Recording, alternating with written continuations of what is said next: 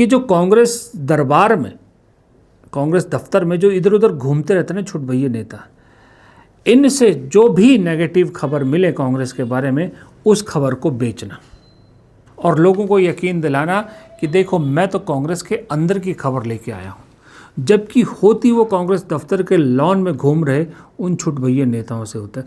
आपने एक चीज़ नोटिस किया होगा, जब तक कांग्रेस का दफ्तर 24 अकबर रोड पे था, इस तरह की बहुत सी खबरें आती थी, कांग्रेस की इनफाइटिंग, कांग्रेस के अंदर ये गलत हो रहा है, वो गलत हो रहा है, ये गलत हो रहा है। जैसे ही कांग्रेस दफ्तर इंदिरा भवन शिफ्ट हुआ, आपने कभी सोचा कि कांग्रेस के बारे में ऐसी खबरों का अचानक से बाढ़ आने क्यों कम हो गई?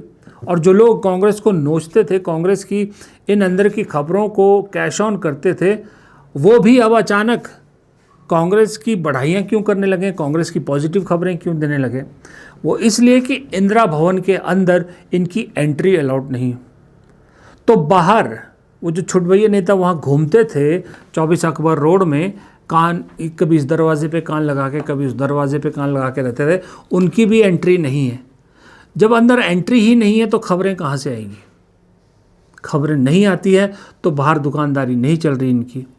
अब दुकानदारी नहीं चल रही तो कई बार भाई अपने आप को रेलिवेंट रखने के लिए कि हाँ मैं अभी भी अंदर कांग्रेस की खबरें ला सकता हूँ, नेगेटिव खबरें, तो फिर खबरें प्लांट की जाती है, मनगढ़ंत खबरें चलाई जाती है। सही में बता रहा हूँ आपको। और ऐसी खबर पिछले कुछ दिनों में, मैं किसी पत्रकार का नाम नहीं ले रहा हूँ, लेकिन आप समझ ही गए होंगे मैं किन पत्रकारों की बात कर रहा हूँ। उनमें से ज़्यादातर आज की डेट में ट्विटर पर ज़्यादा एक्टिव है, एक्स हैंडल पर ज़्यादा एक्टिव है। इनका ऐसे पत्रकारों का मैं लेटेस्ट आपको बताता हूँ। पंजाब में कांग्रेस का क्राइसिस चल रहा है, बाकायदा दिल्ली से गए हैं वहाँ पर, दिल्ली से इन लोगों ने कवर भी किया, आप दिल्ली भी लौट आए हैं।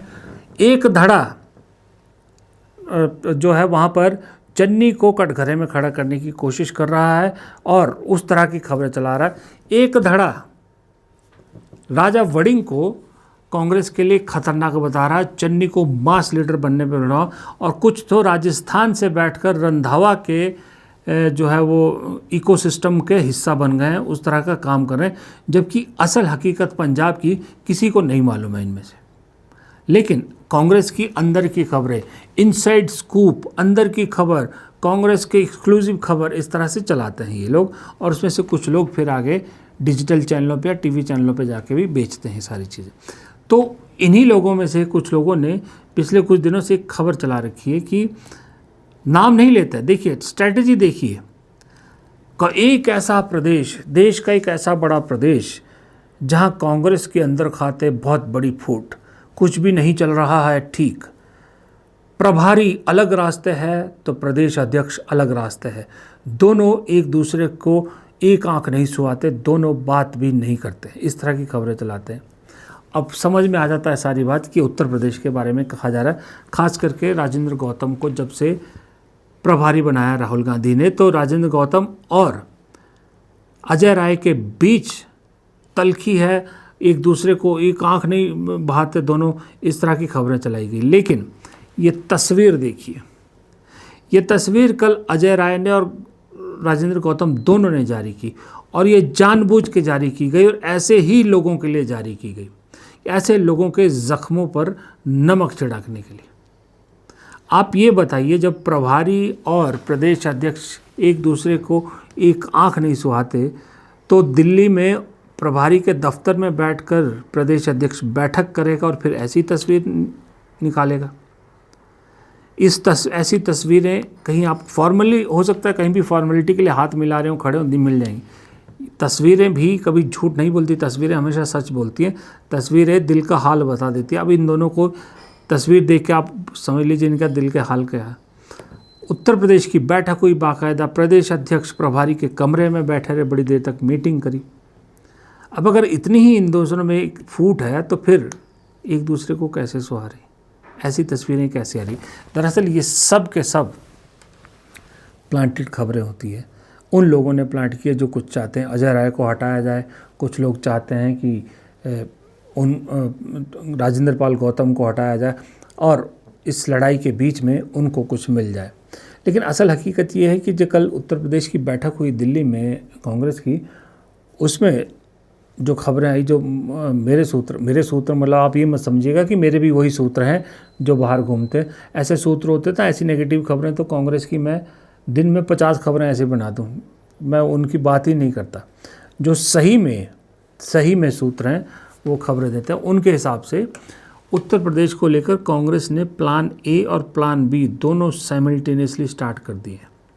इसी को लेकर कल जो बैठक भी हुई थी ना, उसमें बहुत अहम फैसले लिए गए।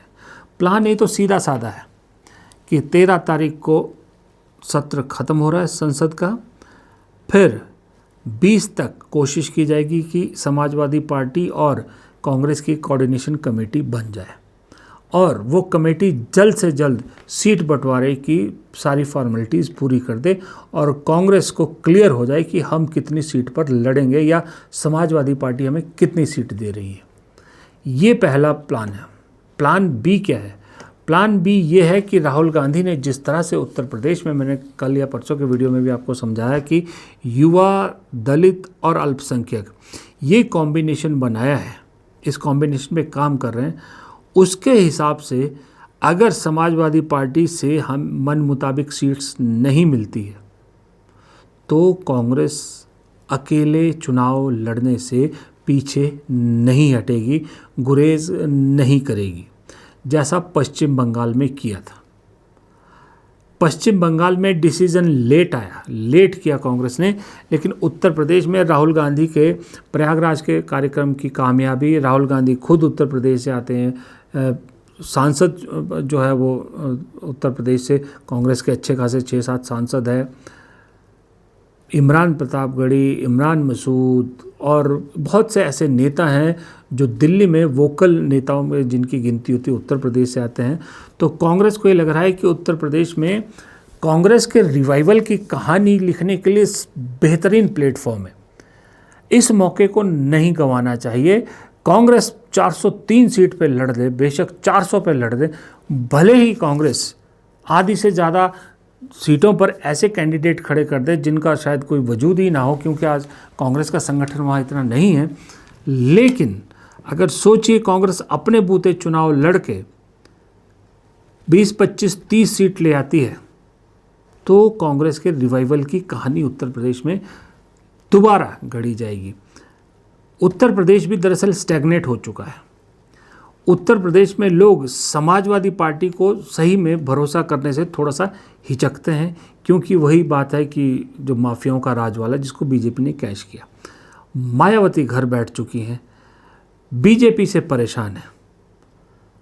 अगर कांग्रेस इस सब के बीच में कहीं अल्टरनेट बन जाती है, और तीसरा एक वो पता है, क्योंकि बिहार की तरह उत्तर प्रदेश में भी 90% जनता ऐसी है जिन्होंने कांग्रेस का शासन देखा ही नहीं।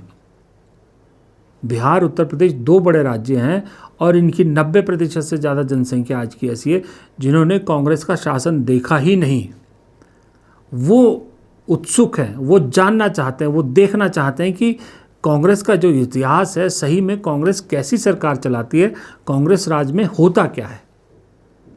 इसलिए कांग्रेस को वहाँ पर अगर प्लान बी पे काम करना पड़ जाए तो कांग्रेस को लग रहा है कि गोल्डन चांस है।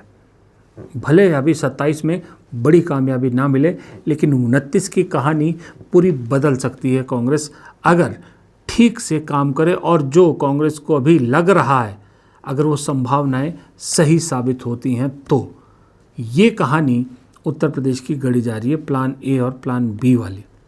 अब इसमें अगर कोई ये कहे कि भाई प्रदेश अध्यक्ष और प्रभारी तो एक दूसरे की तरफ देखते भी नहीं हैं, तो आप समझ लीजिए कि उत्तर प्रदेश में भी पंजाब बनाने की कोशिश की जा रही है। पंजाब में क्लियर दिखता है कि सो कॉल्ड कांग्रेस करने वाले पत्रकारों में, कांग्रेस कवर करने वाले पत्रकारों में कहाँ से किस से क्या चढ़ावा आ रहा है और कैसे किसकी बात की जा रही है।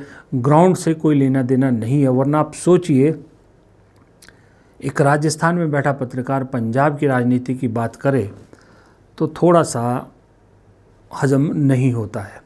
मैं पंजाब की बात, आप कहोगे कि आप भी तो पंजाब की बहुत बात करते हो। मैं पंजाब की बात इसलिए करता हूँ मेरे भाइयों, मेरे दोस्तों, कि सन 98 से लेकर 2014 तक मैं पंजाब में था, मैंने पंजाब में पत्रकारिता की है, आज तक से लेके जी न्यूज़ से लेके बड़े बड़े चैनलों में काम किया है।